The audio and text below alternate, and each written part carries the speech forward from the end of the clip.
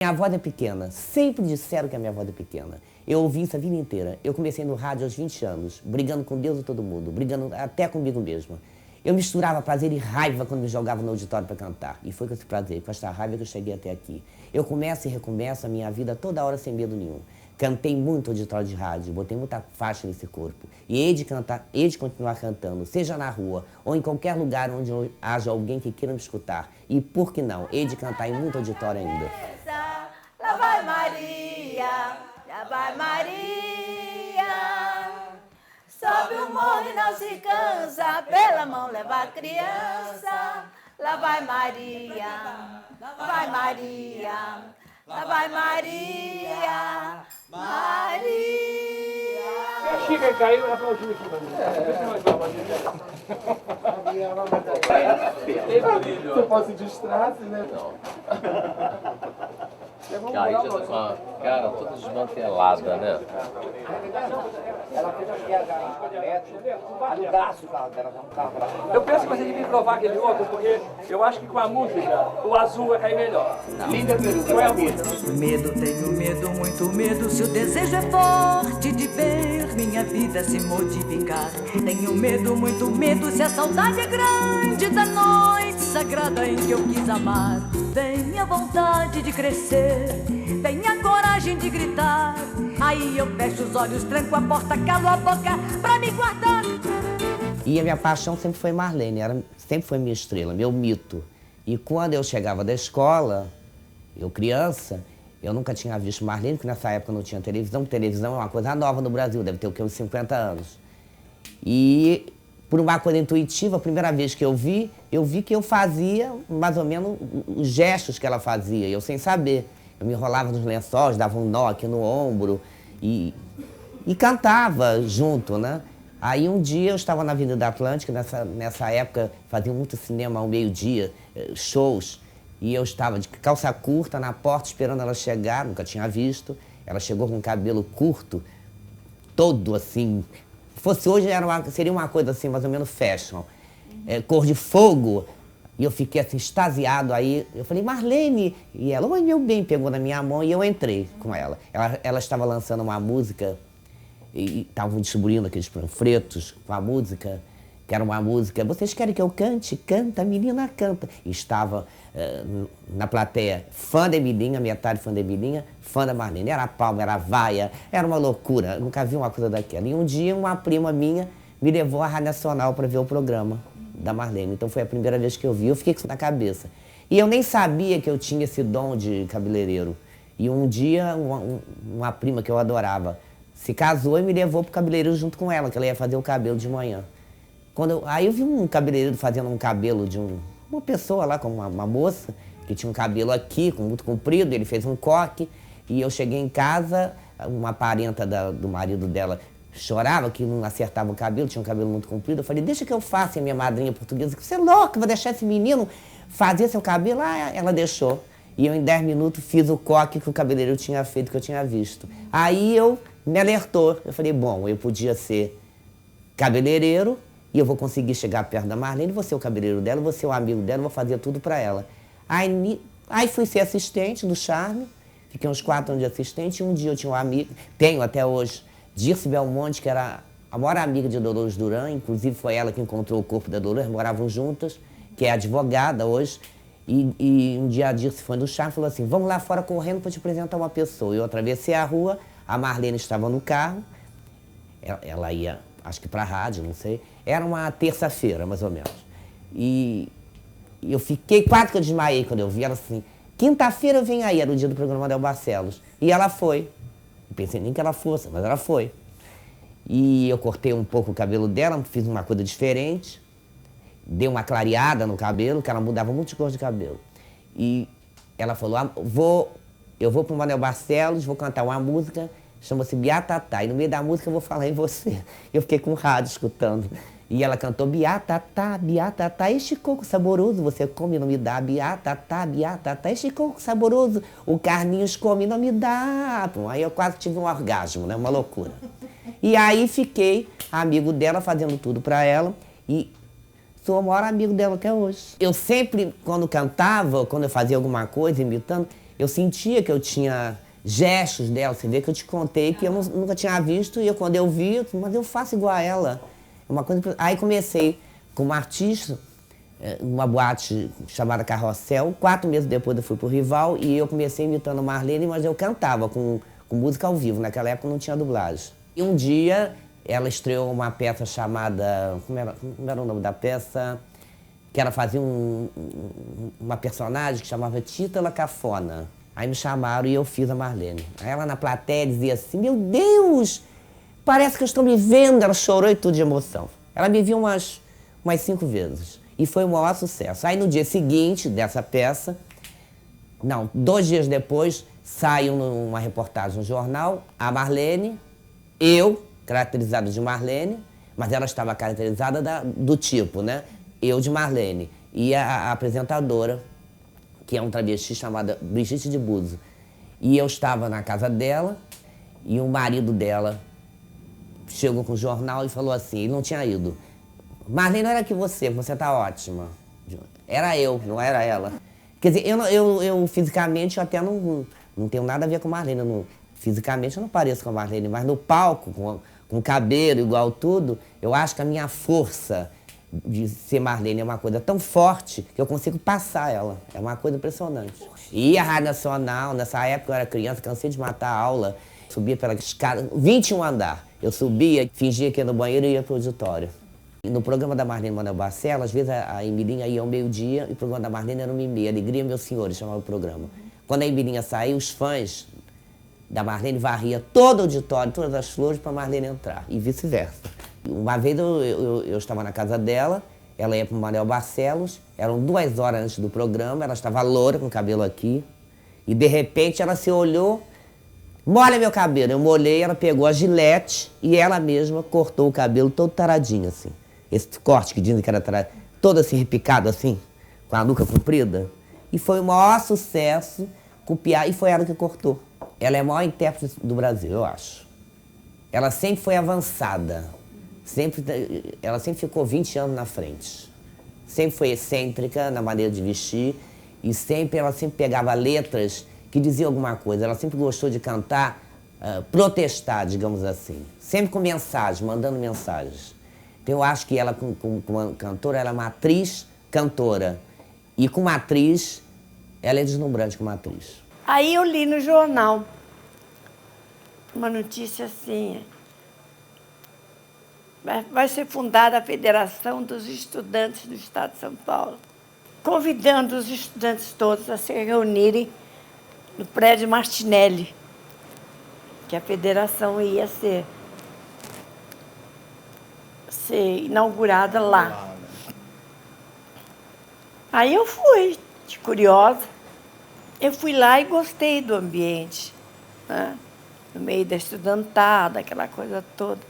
Era muito gostoso. E eles conseguiram 1 hora na Rádio Bandeirantes.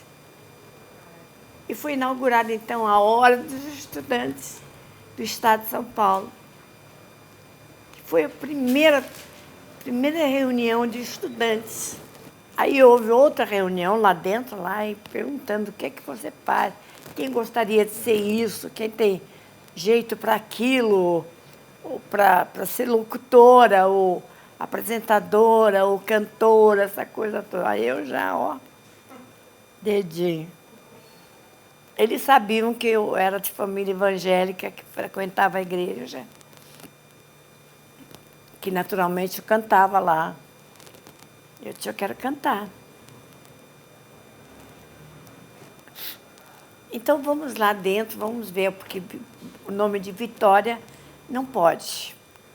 Porque a família é muito rígida e não há possibilidade. Mamãe evangélica, diaconisa, italiana, era uma barra, né? E naquela época. Né? Aí eles se reuniram e saíram de lá com o nome de Marlene. Na minha infância, né, era o auge do rádio, né? Os famosos programas de auditório, novela, aquelas coisas todas, né? Meu pai, os irmãos dele, quase todos, trabalhavam na Panair do Brasil. e eles levavam sempre nos finais de semana todas as publicações que eram distribuídas no avião, né?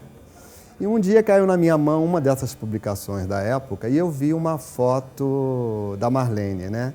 Acostumado a escutar ela no rádio, né? E sempre nos intervalos das músicas, os apresentadores narravam a presença dela forte no palco. A Marlene está dançando, está fazendo isso. Eu digo, por que ele não faz isso com eles não fazem isso com as outras cantoras, né?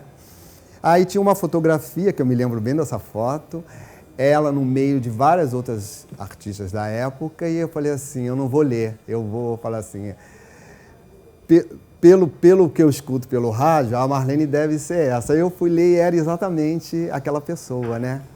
Diferente de todas as outras, né?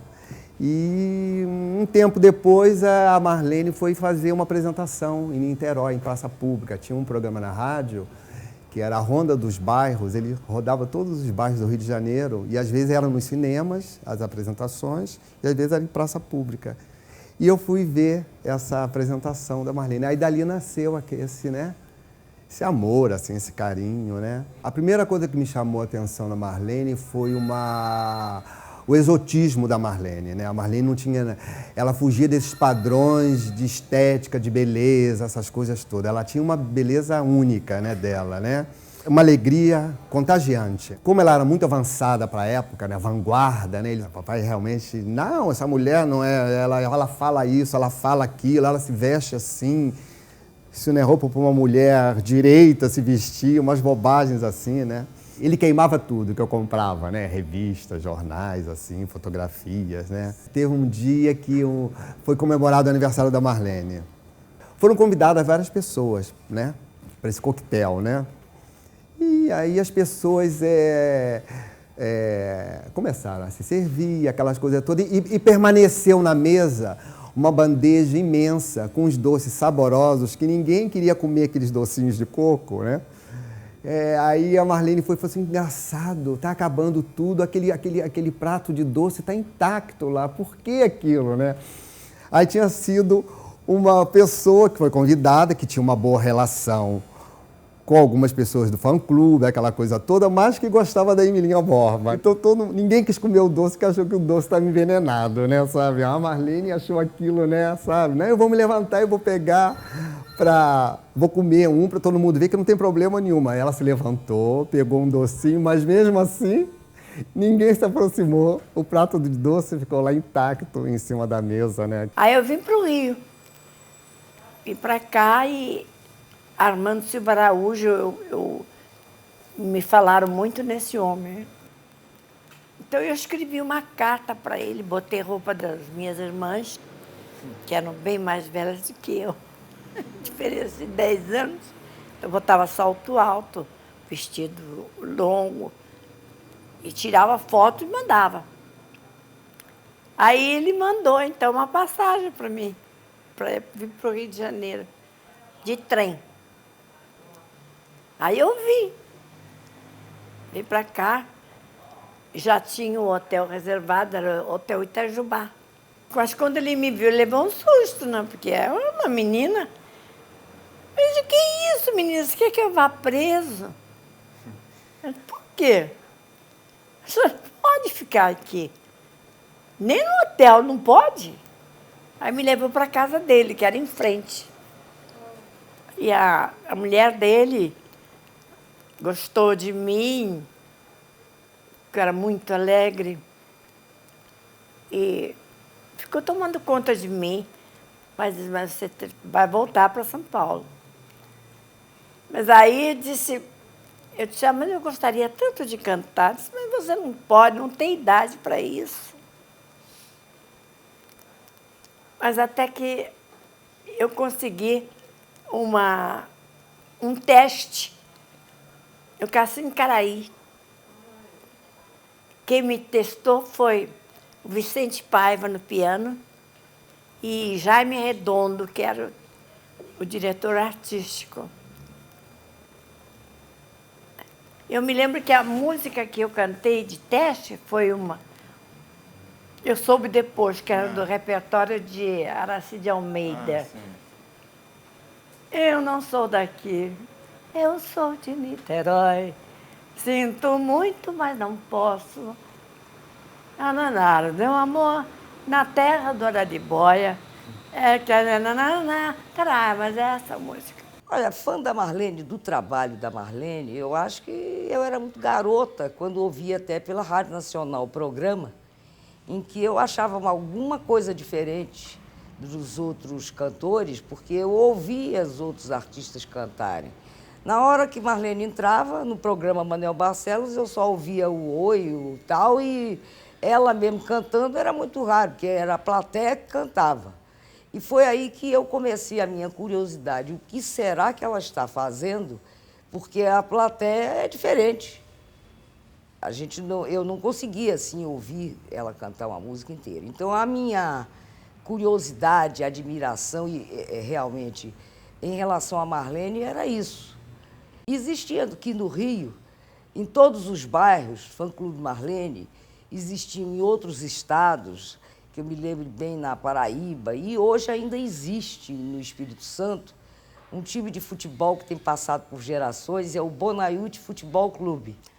E o fã-clube da Emilinha com o da Marlene realmente não é folclore, gente, é uma coisa real. Eu sei de pessoas ainda que estão aí, que participavam, quando existia assim, acho que era um programa, Felicidade Bate à Sua Porta, que iam para os bairros. Quando a Emilinha ia para um bairro e os fãs da Marlene pediam ônibus que fosse até lá, e vice-versa, né? Então, era uma coisa que existia, não era fabricada. Essa história de que era mídia, não se falar, mentira.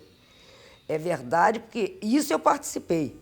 Ela me apresenta a Emilinha, depois tem um show não sei aonde, que elas duas ficaram de mal, eu aí disse a ela, olha, eu vou continuar cumprimentando a Emilinha. Ela disse, faz você muito bem. Bofetões existiam muitos, porque eles se encontravam no corredor da rádio e olhavam um para o outro, parecia que ele lembra assim, na minha cabeça, lembra aquele chifre soltando aquelas farpas um para o outro, era assim. E os bofetões aconteciam, davam escondido, davam na frente, e as pessoas tomam posições, né? Então eles tinham um negócio de uma aventarola, um leque, e cada face tinha um desenho. Então, por exemplo, quando entrava um artista, eles viravam o leque para aplauso. Quando era para falar, viravam a outra face. E assim era. Quem chegava e eles achavam que tinha que ter vaia, virava o leque do lado da vaia. Quem não era para aplaudir, virava o outro lado. Não, eu estava esperando, estava na coxia da Rádio Nacional para entrar para o programa de César de Alencar. Entendi, isso é. Quando deu aquele repórter essa. Todo mundo espantado aquela hora, imagina.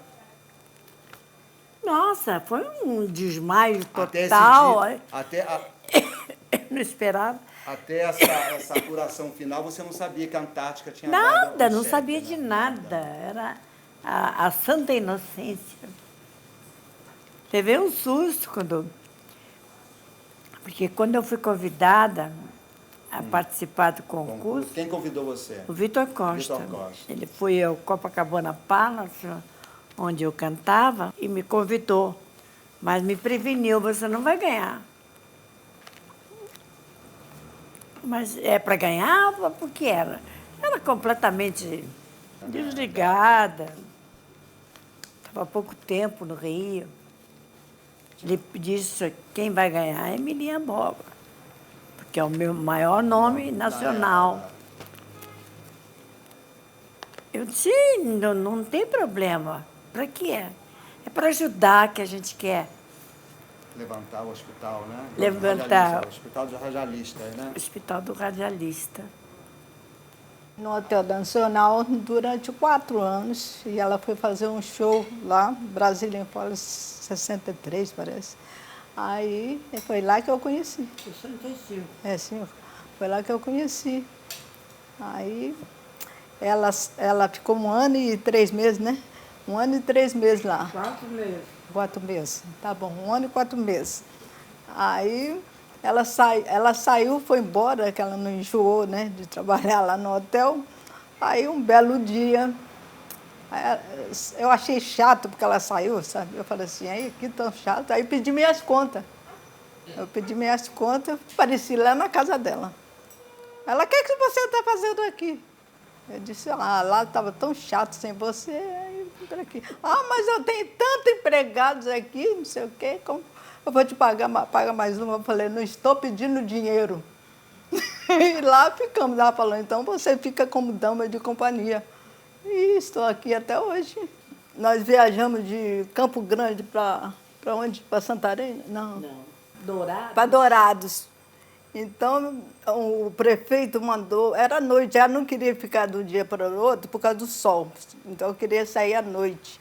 Aí o prefeito mandou um carro enorme, grande, novinho, 0 quilômetro. Aí estava na frente o motorista e a esposa dele. E eu ia atrás com a Marlene deitou no meu colo. E o motorista todo feliz disse assim, estou muito contente hoje, estou carregando o Brasil aqui no carro. Ela me chamava de planeta dos macacos, porque... Eu lembro compulsões lá no Hotel Nacional. Eu vinha de peruca, eu imitava aquele. Aí eu vinha de bota, comprei bota. Ela usava peruca, eu comprei peruca. Vai Maria, Maria.